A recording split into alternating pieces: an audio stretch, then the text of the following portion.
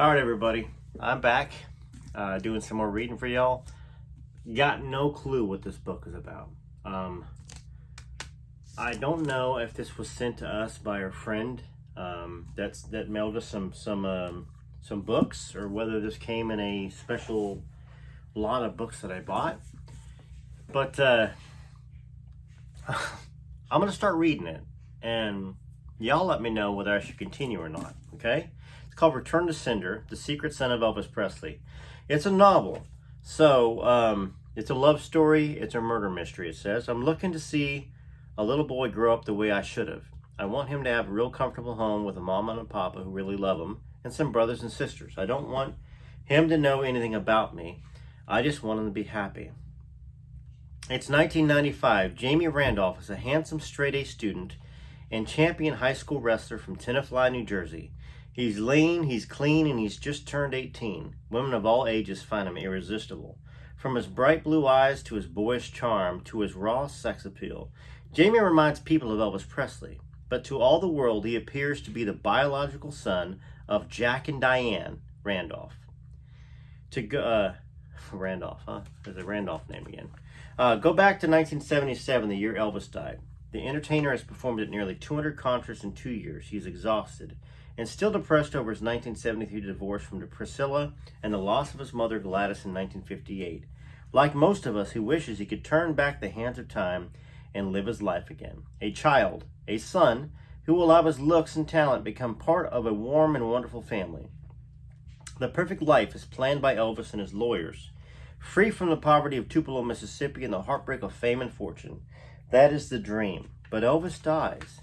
And 18 years later, 1995, the young man inherits $4 million anonymously. What happens when the son of Elvis wants to know the truth? Will his cross-country quest change his life forever? In this exciting new novel, you will be taken on a tour of Graceland, Elvis's home from 57 to 77.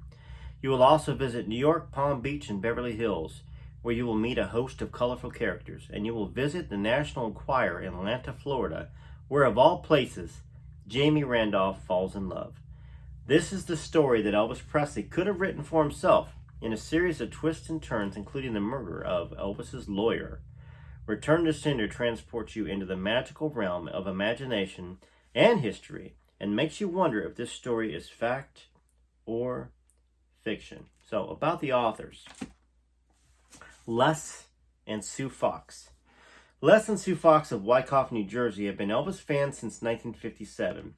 Their last book, which was called Silver Dollar Fortune Telling, had 120,000 copies sold, was published on August 15th, 1977, the day before Elvis died.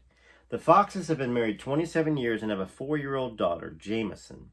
They are investment advisors, art dealers, and home builders, and collect American folk art. So, daughter's name is Jameson. This guy's name is Jamie Randolph. So, they took the creative liberty of their daughter's name and turned it into a guy name. Memo from this old house. Hi, Susan. Thanks for writing. Here is your Elvis stuff. Several Elvis offers and a special Elvis gift by Roger. It says Roger. That's what's in this book. All right. Dedication. It says, it took 18 years to write this book. It took 22 years to have our first child. Congratulations to us and to our beautiful daughter, Jameson. The book is also dedicated to the most handsome dog in the world, Sir Randolph Edward Fox, age 16, and his recently departed lady companion, Lady Victoria. Famous Elvis quotes it starts out with. All right. Elvis was the first and best of the rock and roll era. He's my favorite. President Bill Clinton. Elvis Presley's death deprives our country of a part of itself. He was unique and irreplaceable. President Jimmy Carter. Without Elvis, none of us could have made it. Buddy Holly. Elvis was the greatest entertainer that ever lived. Let's see if I can get in this book in here. I'll read it. That would be Buddy Holly. Before Elvis, there was nothing. John Lennon. Elvis was the greatest entertainer who ever lived, Eddie Murphy. There have been contenders, but there's only one king, Bruce Springsteen. 2,000 years from now, they'll still be hearing about Elvis Presley, Wolfman Jack. Elvis Presley was an explorer of a vast new landscape of dream and illusion. He was a man who refused to be told that the best of his dreams would not come true, who refused to be defined by anyone else's perceptions. Dave Marsh, from his book, Elvis. And this is from Elvis. I figure all kinds in a kid needs is hope and the feeling he or she belongs.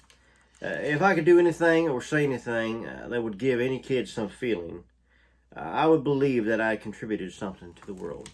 Elvis was very, very, very concerned about the youth of the generation, the youth of the generation, that they had hope. Chapter 1, Memphis, 1979, The Golden Rule. For the upper crust of Memphis, mourning the death of Elvis Presley did not quite take a year and a half. Thursday was still bridge night at the exquisite Germantown home of Charlotte Davis. Her friends began arriving at 7:45, dropped off by their husbands or chauffeurs, to be retrieved at 11. She did not expect to see her own husband until that time.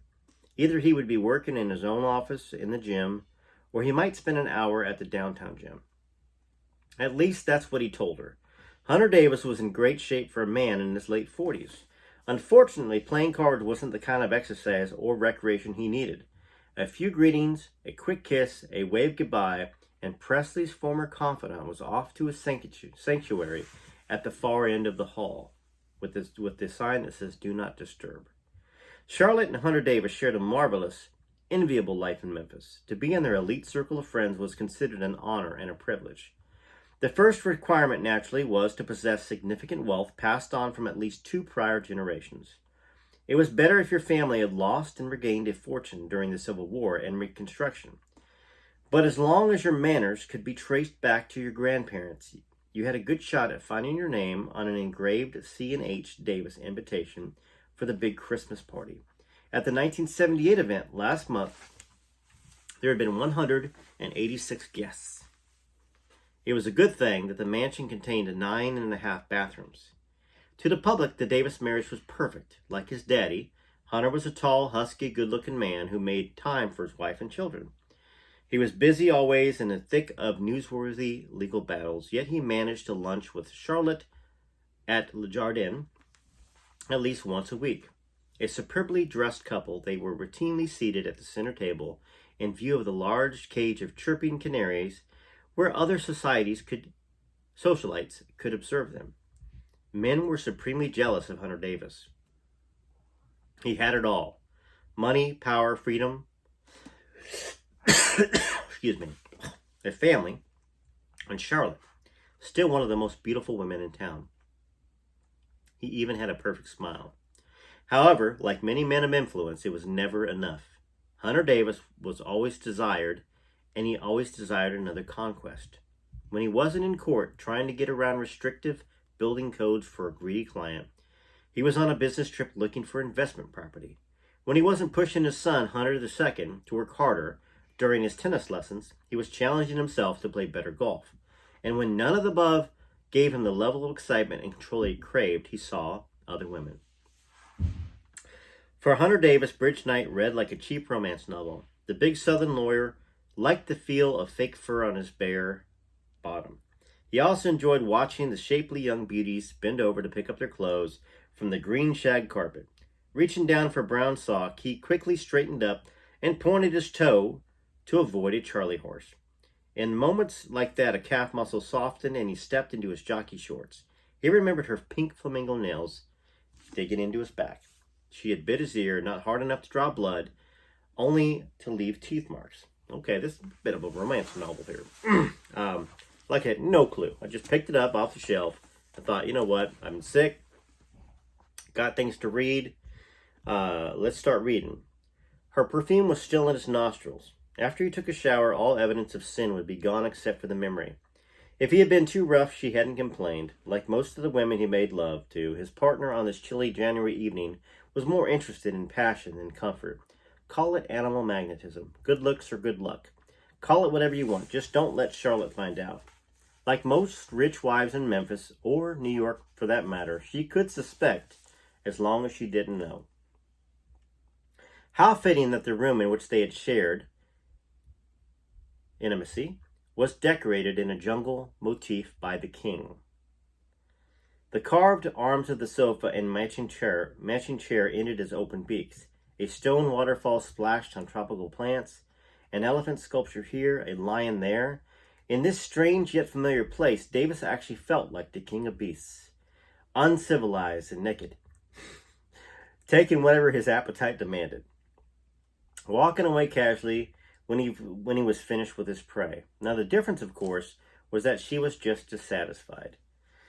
As expected, the security lights came on when Davis's black Eldorado took the inclined curve of his driveway.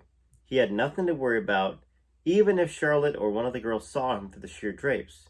So he set the gym bag next to him, jammed with the same damp, smelly items of clothing he would have used for exercising. His fresh, clean garments, brown pants, white shirt, tan sports jacket, were exactly what he normally wore home. He did not wear cologne, only antiperspirant. That was his normal routine, and no use doing anything that might get Charlotte aroused. Davis deliberately left the car outside the garage where it had been, in case no one had noticed it gone. Also, less noisy. Walking quickly to the door that led directly to his office, he tried not to slip on any of the half-ice puddles that were along the flagstone path. His key was out, and he inserted it gently into the lock. Maybe he hadn't been missed. He usually wasn't. All of the answers he was prepared to give hardly ever met with any questions. As the heavy-duty brass deadlock clicked open, a voice behind him said, "Don't move." Just like in a detective story, complete with what felt like the pressed against his side, this was far from the first time that Hunter Davis had been threatened. The most recent incident had occurred in the men's room at Cunningham's. There, just 2 months ago, a jealous husband had threatened him and waved something in his face and accused him of making love to his wife in Nashville. It was true, but Davis had denied it, talking the fellow into putting it away and then breaking his nose. There was no police report, and after being escorted out of town, Davis never expected to hear from him again. Was this the same person? The voice sounded vague, familiar. "Who are you?" Davis asked, undaunted by the situation. "Inside," the voice ordered, trying to sound forceful. Hunter Davis was a good talker. Although his heartbeat had jumped to 130, he remained calm and in control. He was a firm believer in waiting for the right time to act. Very little could be done with your back to a man. If he was going to take your life, that was that. But if he didn't do it immediately, a slight break in concentration would do him in. They entered the office. "Don't turn around." The man closed the door with his foot. That's where we're going to end it. This is the book. Sorry. That's what we're reading. Let me know if I should continue or not. TCB TLC, this is Rare Elvis Photos.